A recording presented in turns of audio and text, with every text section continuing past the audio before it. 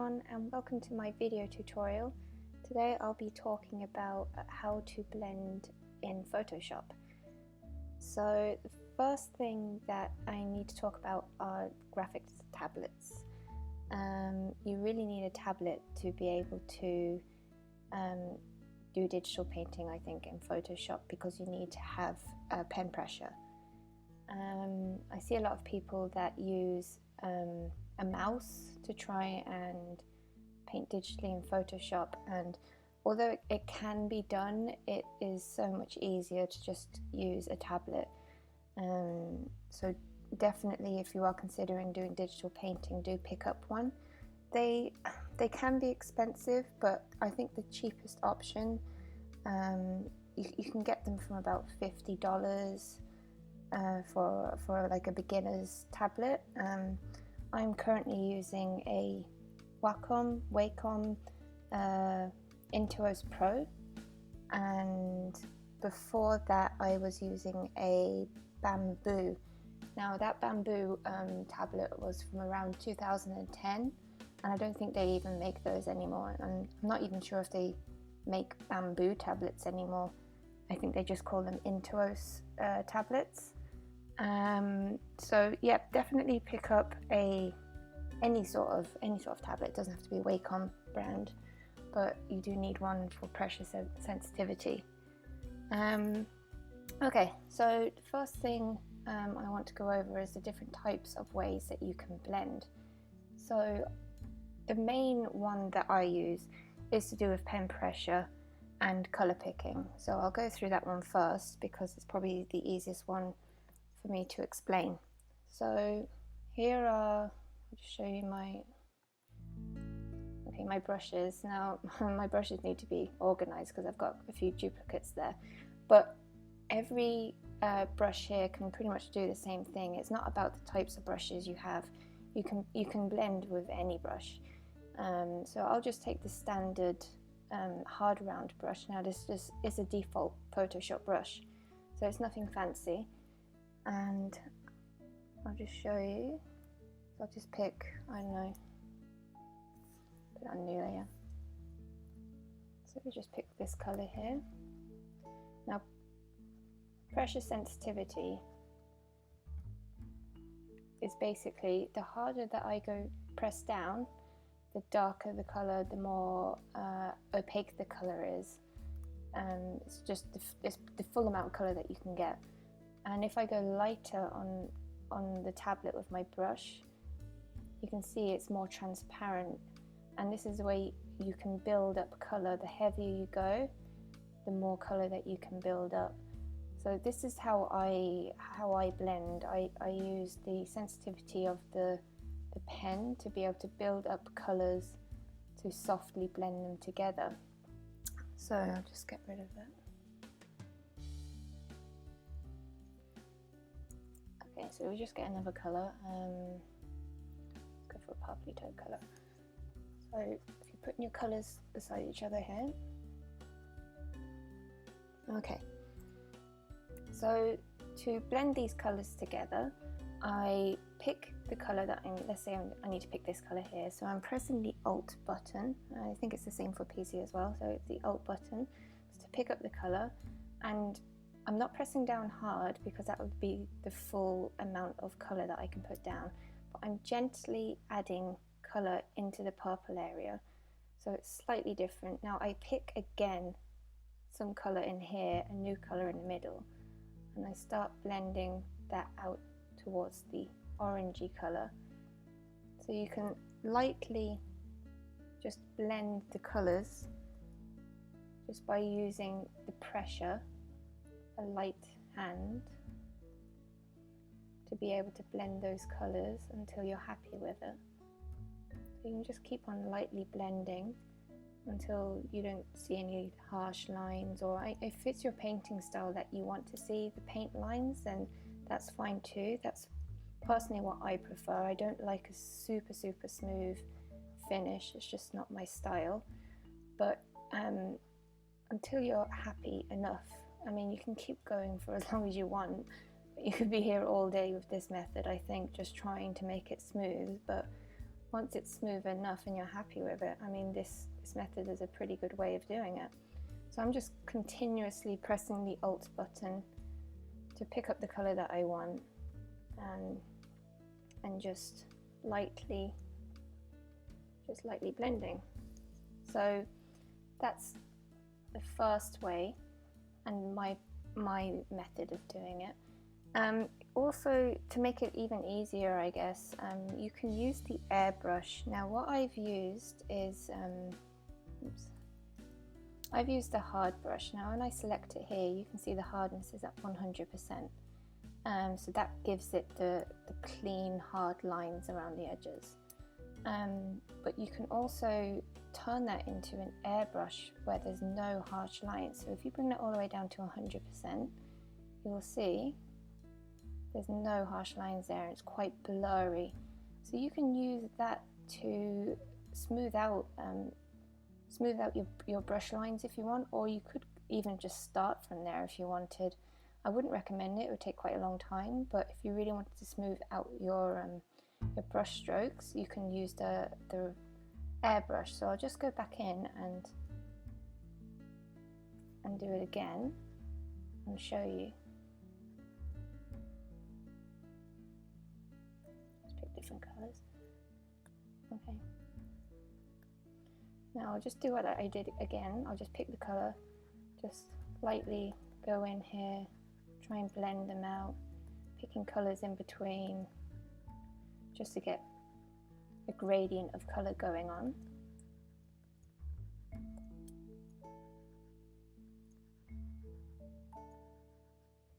And then if I go to my airbrush, now I can change it here. You can change this brush, or you can make your own brushes. I think I might do a different video for that, on making up a set of brushes, so you don't have to keep on fiddling with the settings. You can just go straight to a new brush. This one here is an airbrush. You can see the hardness is already set to 0%. So I'll take the airbrush, and you'll see that'll be a lot easier to smooth out this color. So I'll just pick one here, and already that's starting to smooth that out. You can see that the lines are less harsh in here, so you can really smooth that out if what you're going for is a very polished look. It's a good idea to maybe do a combination of the two of them. It's like, especially if you're painting, let's say, skin or a face or something, and you want to go in with this method here and get your colors down, get all your variation of colors. Try to blend it as close as you can, or because you don't want to spend too much time doing this. And then if there are areas that you want to smooth out, then you can use your airbrush to just pick areas you want to smooth out like this, and it'll give you a smoother finish. I wouldn't recommend it for every part of your drawing, and the reason why is it can end up looking very muddy, and if everything looks very smoothed out, it looks blurry and muddy and not interesting. So I definitely recommend a combination of the two of them. Okay, so that's the first method, is by using your pen pressure and using color picking to combine that and to get the gradient that you want and the smoothness that you want. The next thing you could try and do is to use the opacity. Now this is the opacity up here of the brush, and basically 100% means the full amount of color, like the heaviest amount of color, and the more you bring this down, the less of the color you're going to see, because it'll be more transparent. So if I just bring that down to about 20%, that's as much of the color and you can keep building it up, but your pen pressure is not involved at this stage. You have less control in terms of pressure. You can only go as far as the opacity will let you, so you can try doing it that way too.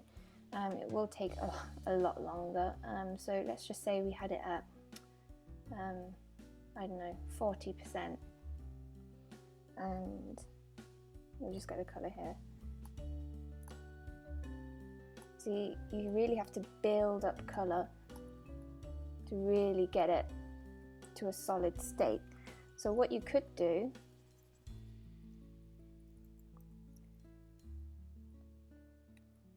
say you use, we'll go back to the hard brush for this. You want to do this, and we get a new color. Maybe use a different color so we can see the difference. Okay. Let's say you're just not as confident with the pen pressure and you feel like maybe you're too heavy-handed. In that case, I would tell you to maybe change your settings on your tablet. But in the meantime, you can lower the opacity, select your color, and it is really, like, I'm going quite heavy here to build up that color to try and drag it in there. So that is a way to do it. It takes a lot longer, I think. I think this is only if you really cannot get the smoothness you need using the above methods, but this will take a lot longer, but you're laying down less color. That's probably too low to actually do anything, so we do it around there. Okay, so you can see that you're able to pick up a little bit of the color and it's not all going straight down. So, but like I said, I think it does take longer because your pen pressure is less involved here. It can only go up to, let's say, it can only go up to 46%. So you can try doing it this way. It might work for you, but it doesn't work for me. As you can see, I'm trying really hard here and I just cannot do it. But it is a way you can do it. So I'll just show you in brushes that, okay, so let's say this hard brush here. You can go to your brush presets and it will tell you what attributes are on your brush. Now, on this one, transfer, that's to do with your pen pressure, and I have that ticked. So like I said, the harder you go on your brush, the more color there will be, and the lighter you go, the less color there will be. It'll be more transparent, and that's because it's set to pen pressure. Now if you turn the pen pressure off, it's always going to be a solid amount of color. So if I just put this down here, well, I have to put the opacity up first, but it's always going to be solid. I'm going light here, and turn off transfer. I'm going light here, and I'm going light here, and it's still a really heavy amount of color. So if you wanted to leave the transfer off, and you know there's no pen pressure involved, this is where you can really use the opacity. So you can see here, I'm building up color. Building up color here, and I'm trying to mix it here, and I'm getting, it's not too bad. I mean, it could be smoother, but it is blending. If you wanted to drop it a little bit more, you might find it easier to not get such a harsh color, because I'm putting down too much color, so it might blend a little bit easier. But that's where you can really use the opacity, is by turning off pen pressure completely, and you might find it easier, because here my pen pressure was still on and trying to use opacity, but it wasn't really working for me. But here at least you've just got the one element, and that's the opacity, and pen pressure has nothing to do with it. And some brushes are going to be set that way, in that the transfer is always going to be off. I mean, that's up to you to set your brushes, but yeah, if your transfer is set off, you will have to use the opacity to try and blend, otherwise it's always going to be a solid color. Okay, so there's that. Another way, and a lot of artists, I mean, I see a lot of artists saying, don't ever do this, it's a cardinal sin, you can't do it this way, it's not the way to do it. And I don't personally use it, but I've seen some people using it to really, like, they can use it really well, and it's using the Smudge Tool. So just put down 2 colours.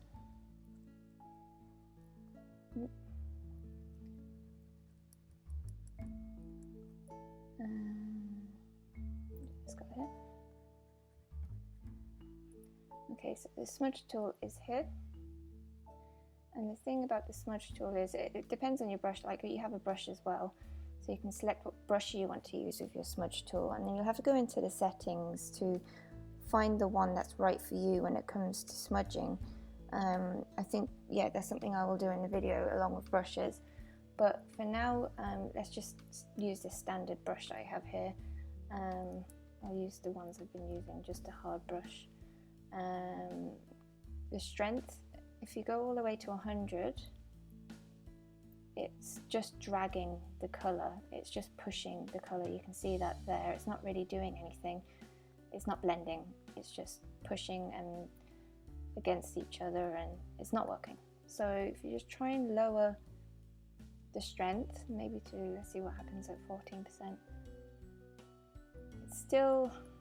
It's not dragging it as much, but it's still not really working, and that's most likely to do with my brush settings.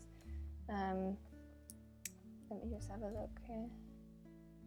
Brush.